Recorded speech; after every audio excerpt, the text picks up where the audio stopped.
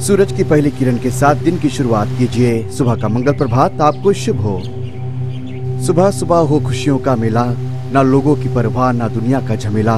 पंछियों का संगीत हो और मौसम अलबेला। मुबारक हो आपको ये खूबसूरत सवेरा। हर सोमवार से लेकर शुक्रवार तक सुबह 6 से लेकर 9 बजे तक शामिल रहें रेडियो फिजी 2 पर हम सफर में रविंद्र सिंह के साथ। Oh, kayak bol-bol cuma tahu kebingungan itu mampu. Gua nggak usah nih lanangan itu mampu. Nimbula, ayo Mr. Ben. Laba? Na magkikiro menol kinediro di mata ka moni chicken of rumbuka. Bula FM. Now we do it shilling.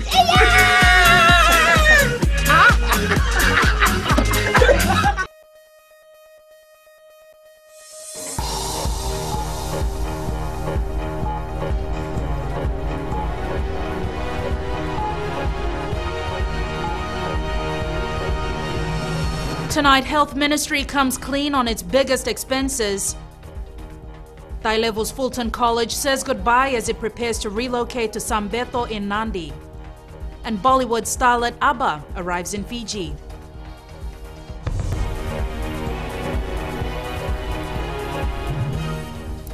Good evening, I'm Jackie Spate, and this is FBC News. Fiji spent $256.8 million on healthcare in 2012. According to the findings of the Fiji Health Accounts Report 2011 to 2012, this is an increase of 4.2% from 2011. Eleanor Torangaivu reports. A hefty $8 million was spent on salary and wages for staff of the Ministry of Health. 200 nurses are going to be introduced to the workforce every year for the next 5 years. Previously, you used to introduce 25, 30 doctors a year. From this year, 75 new graduates are coming out, and that's the sort of numbers we're looking at over the next 5 years. So obviously, if you're going to improve the services, you need the manpower. And when you need the manpower, you need to pay them appropriately also. However, the largest part of health spending last year went to curative care, exactly 39.7% of the current health expenditure. People who were becoming sick, or when they did become sick, they didn't turn up for care. They came in when they were in advanced stage of disease, so that and at the end of the day, there was a lot more spent on hospital care, inpatient care. But if you look at the trend in the last 4 years, the number of patients coming in is, although increasing population-wise, but the relative percentages have gone down. The report highlights increased investments into health over the past 2 years has been largely driven by the private sector, adding it is important to monitor this trend over the next few years. Government can provide total health for its people. Even countries like US are struggling at this point in time with their healthcare reform. I think the private sector is the sort of engine room for change, and as a consequence, you have about 140 general practitioners in the private sector today. You have specialists in the private sector. So people who can afford to go to the private sector are more than welcome to use the services of the private sector. Health expenditure in Fiji remains largely government funded and channeled through the Ministry of Health. Hospitals remain the major recipient. According to Dr. Sharma, the report will be used as an evaluation and monitoring tool in terms of policy making for the ministry. Eleanor Torangaivu, FBC News. 2 foreign nationals were fined $1,000 each by the Nandi Magistrates Court this afternoon for failing to declare foreign currency at Nandi Airport.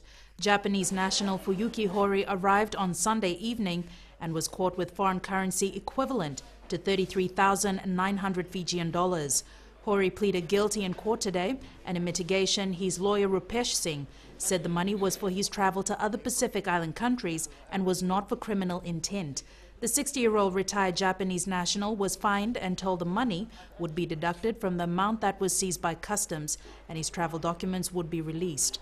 Meanwhile, Chinese national Le Wen Chan was also fined $1,000. The 43-year-old runs a fast food business in the Solomon Islands and was caught with more than $31,000.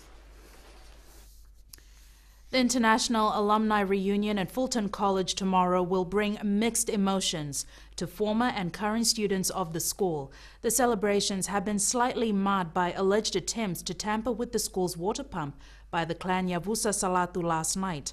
However, Vosita Kotewasawasa reports the school management won't let the incident get in the way of celebrations.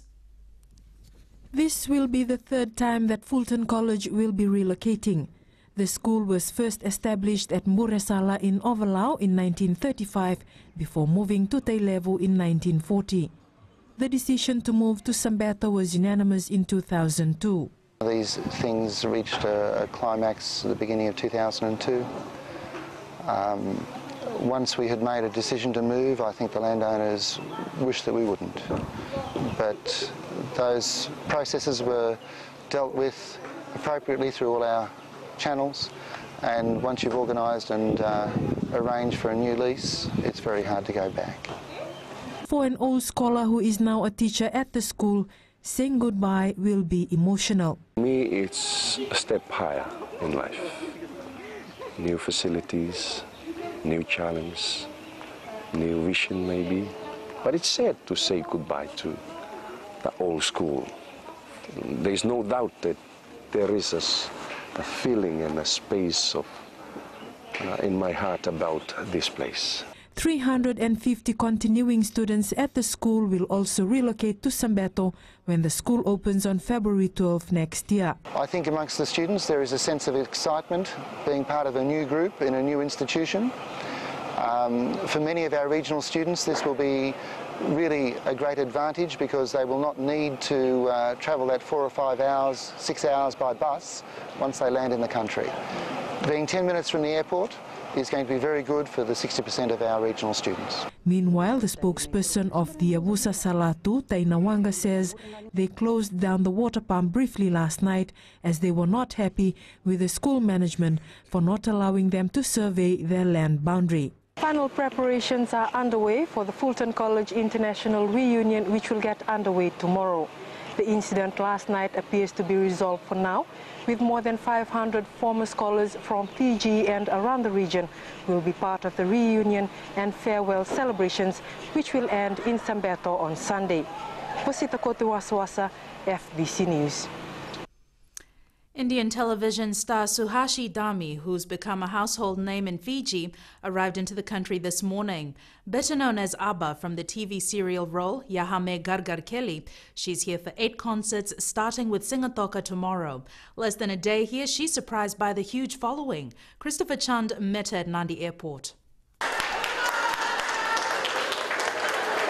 A huge crowd gathered at the airport to welcome one of Fiji's biggest TV stars.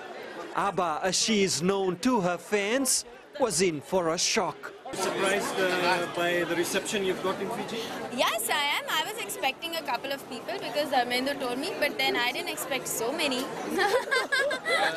Her TV series, which is aired on FBC TV, is followed religiously, and her fan base covers all facets of Fijian society. Those very fans rushed for a picture with a starlet, brushing shoulders with a celebrity. The surprise is so many Fijians also watch the show. It's not only the Indians. So yeah, I'm very excited, and it's great, you know, that we can as Indians entertain Fijians also. So it's really great. Suhashi has a first concert in Singatoka tomorrow night, and there may even be a chance for a Fijian to steal her heart. Any chance of any of the boys here to be the next Karan on your show? Oh yeah, we'll have a contest. We'll choose. We'll have people say Karan's dialogue, and then we'll see who can become Karan and then come to India and then replace Karan. This is her first trip to Fiji, and straight out of the airport, she certainly felt right at home. Suhashi will be in Fiji for the next few weeks. Christopher Chand, FBC News. After the break, Fiji's efforts in nature conservation hailed a success story.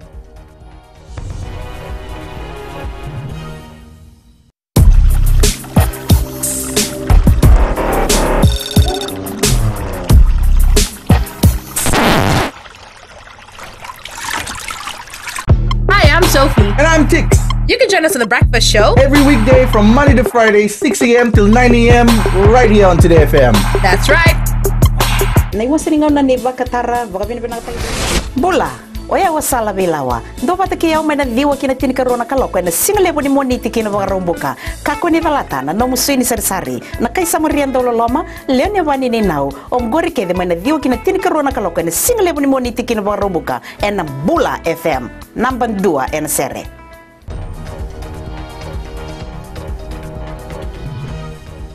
Welcome back. This is FBC News.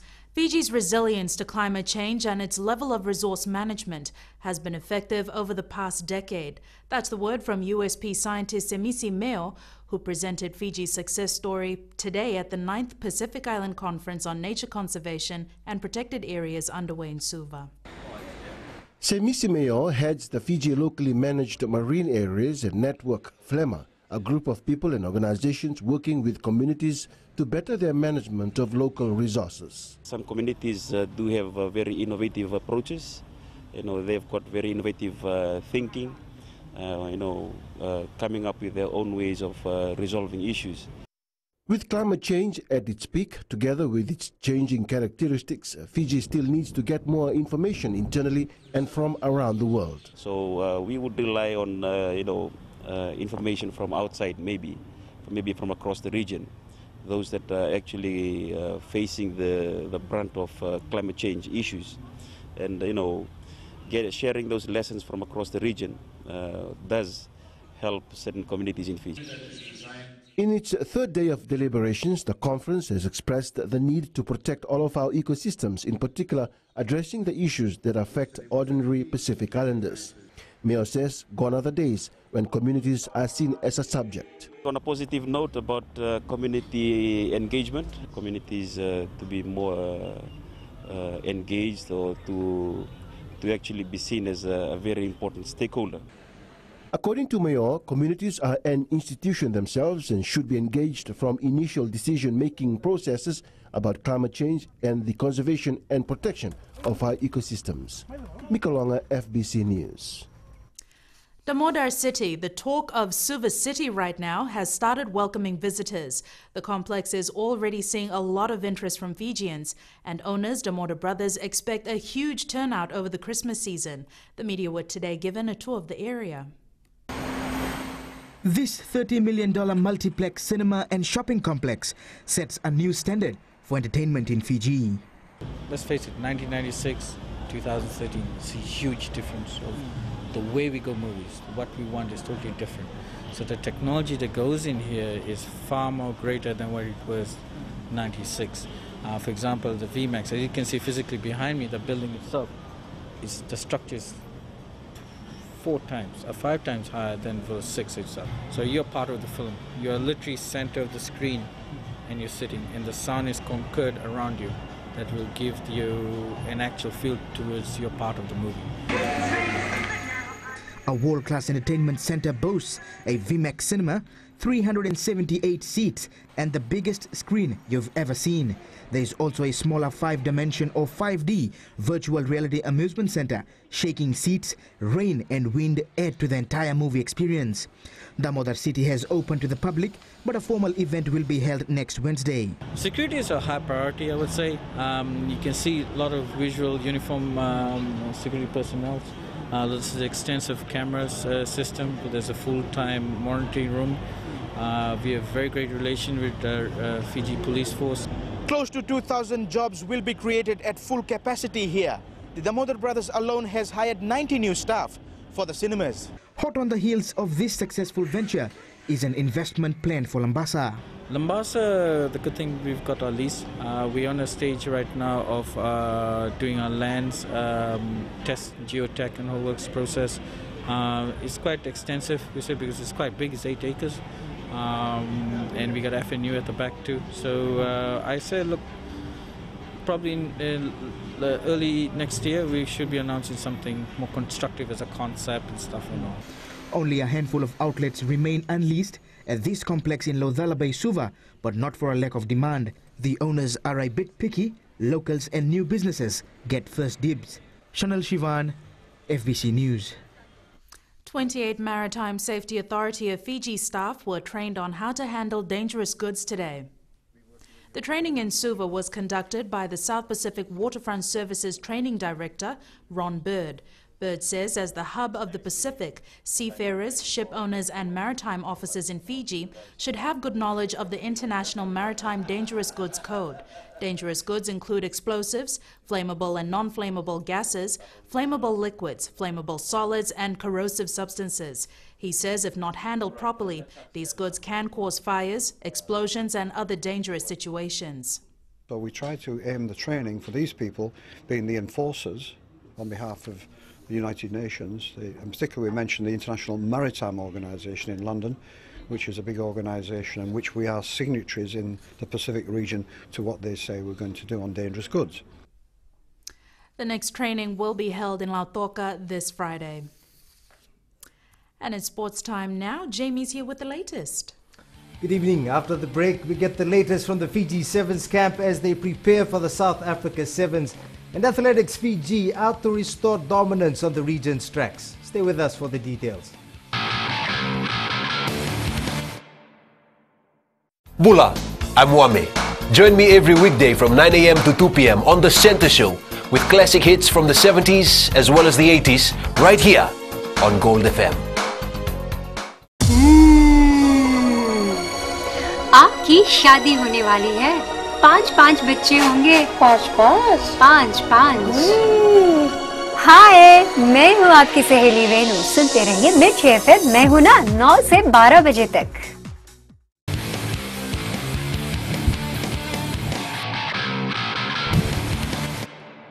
Welcome back to FBC Sports. First tonight, despite having taken Fiji Rugby Sevens to new heights over the last week, national coach Ben Ryan has yet to sign his contract with the Fiji Rugby Union. The former England coach, who was appointed in September, is believed to be working on a voluntary basis until he puts pen to paper. When contacted by FBC Sports, FRU Acting Chief Executive Berlin Kafour said the Fiji Rugby Union Board has discussed questions sent by FBC on the issue, and they have decided that all contractual issues are confidential. Meanwhile, the Fiji Sevens side is working hard ahead of the Port Elizabeth tournament in South Africa this weekend. After their win in Dubai last weekend, the team understands they can't rest on their laurels as the competition will get tougher. Indra Singh has more. The win in Dubai has not only made the nation happy but primed up the players as well.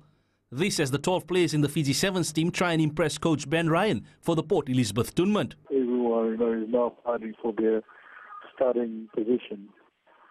As you can see that from the last tournament we were mix and matching as we were going along. So now everyone in the team is putting up their hands wanting to start in the top 7. While the win in Dubai was history in the making, the task has just got a little bit harder. And this is what is driving the team in training this week. Back to the drawing board, we're going back to square one and gauging how we're going to approach this week now, knowing that everyone knows where we're at. And that's the big thing, going through the basics again from scratch one and working our way back up. Ryan has made the most of his short time with the team, which has delighted all. There's 4 pieces of history there. One is Fiji winning the Dubai Sevens the first time. 2 is, the other team has put New Zealand to, being trialist. And 3, nailing the highest points against New Zealand. And 4 against New Zealand. And 4th is, Ben Ryan winning the same tournament twice. It's time for redemption at another tournament which has evaded us since 2005. Can Fiji make it back-to-back title wins is the burning question. Indra Singh, FBC Sports. Meanwhile, Fiji Sevens rep Emosi Mulevoro says an inspirational talk by Waisile Serevi laid the platform for the big win against New Zealand last weekend. Fiji thumped the Kiwis 44-0 in the semi-final of the Dubai tournament, handing New Zealand its biggest ever defeat. Before we came out from the changing room, Maestro Waisile Serevi was talking to us, telling us that that will be our final against New Zealand, like back at home. They all expecting Fiji to beat New Zealand, but that point, it's a good memory for us because we've beat them in that point. Meanwhile, Mulevoro's try against New Zealand off a back pass from Pio Tuwai has been voted as the fans' favourite from the Emirate Dubai Sevens. 20 teams will do battle this weekend in the National Club Championship. Major sponsors Chris Science today donated $8,000 to the running of the tournament. Pools were drawn in the Southern and Western playoffs. No Northern teams will feature as they did not respond to Fiji FA in time.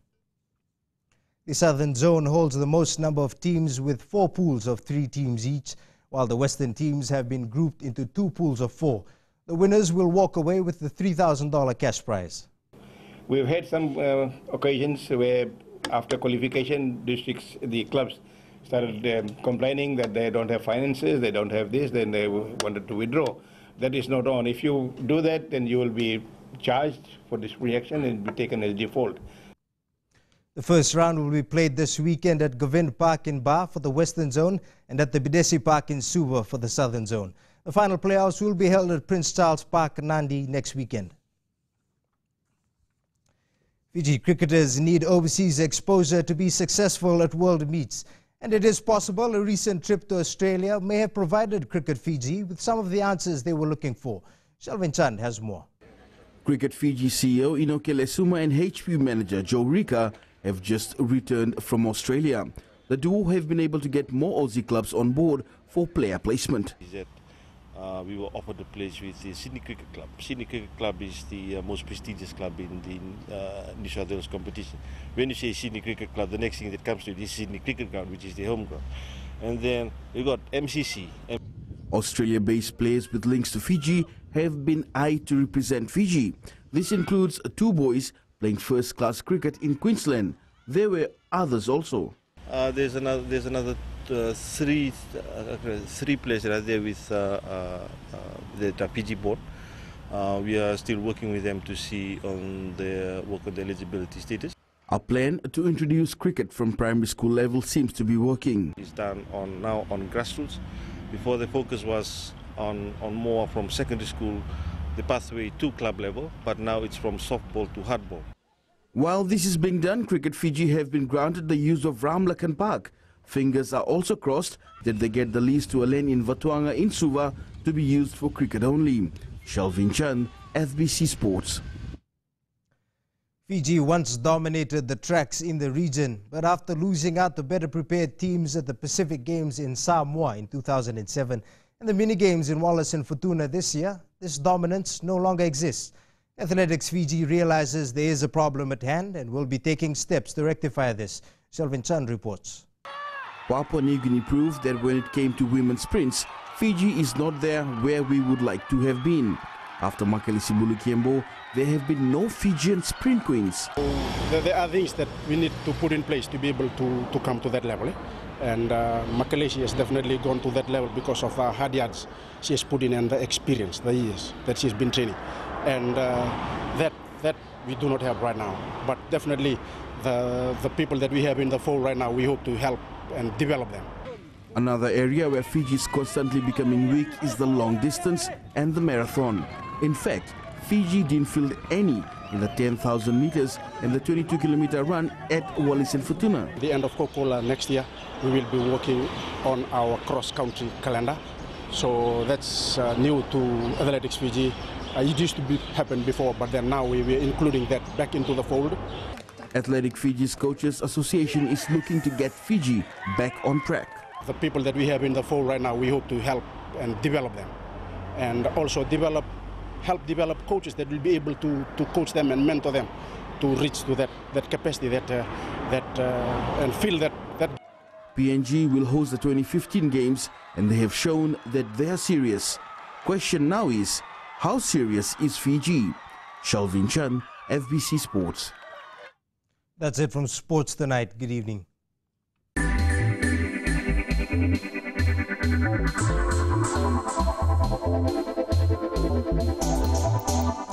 Telecom Fiji Limited is one of the first stores to open at the Damodar City Centre in Lauvala Bay, before the official launch of the facility next week. The internet service provider and telco opened its new retail shop last night. Free Wi-Fi connection has also been provided for the public for this week. terms of products, we have increased the range of the products. We have introduced a lot of products which we haven't had in our retail shops for previously. These include a whole range of Apple products. We have also increased the range of Samsung tablets, together with the Acer tablets and a couple of other brands which we have introduced. This outlet is the first TFL shop to have customer care, a retail shop and internet kiosk in one hub.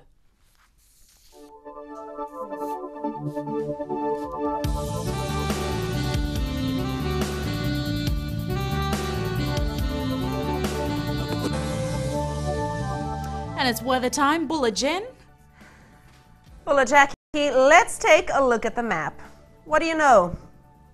Let's see the clouds come up. Yep, there it is. It's still full of clouds and showers. We can also see thunderstorms over here in Savu and the western side. On a brighter note though, it wasn't just Nandi, Lautoka and Ba who saw sunshine this morning.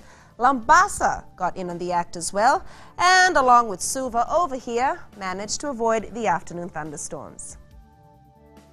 Suva and the Hidden Paradise are the warmest on 32 today. 3 other centres are on 31 and Lautoka is the coolest on 30. Now to see what tomorrow has in store. Nothing to get excited about.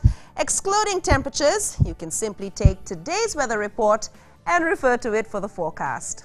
One thing's for sure, these wet conditions aren't likely to cease anytime soon. Now for a beautiful picture from Anthony Titi Fanua. Hope I got your name right. Anthony's from Lami and he's taken the shot from the bridge just before Delanavesi. Many have passed this way hundreds of times and may never have imagined it could look so beautiful. Thanks so much for that, Genevieve. The headlines once again. A health ministry report shows that the majority of the cost goes to curative care.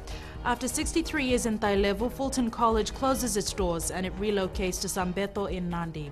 And Bollywood starlet Suhashi Dami, also known as ABBA, arrives in Fiji for a week of concerts. Now for this week's poll question, and we're asking, can Fiji win the 2013 and 2014 IRB World 7 Series? Visit our FBC website to take part.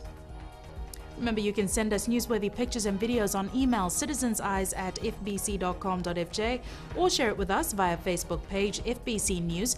And if you're on Twitter, follow and tweet us your news tips at FBC News or simply hashtag FBC News. That's news for today. Until tomorrow, Nimo Demanda.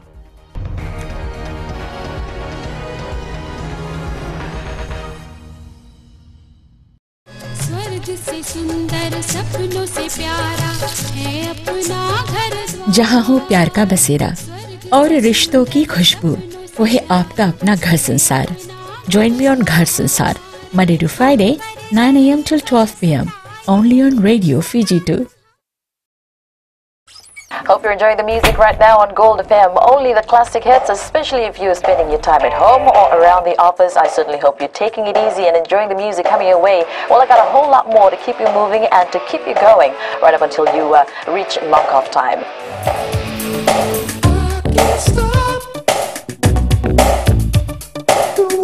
I'm Kara. Join me every weekday from 2 to 7 on The Ride, only on Gold FM.